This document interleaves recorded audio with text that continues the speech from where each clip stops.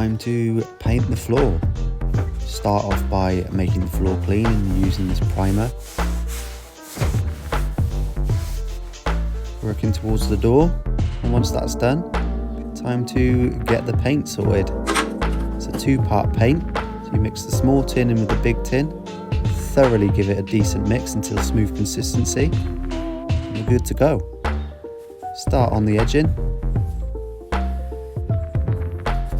working all the way around the room. It's time to use the roller.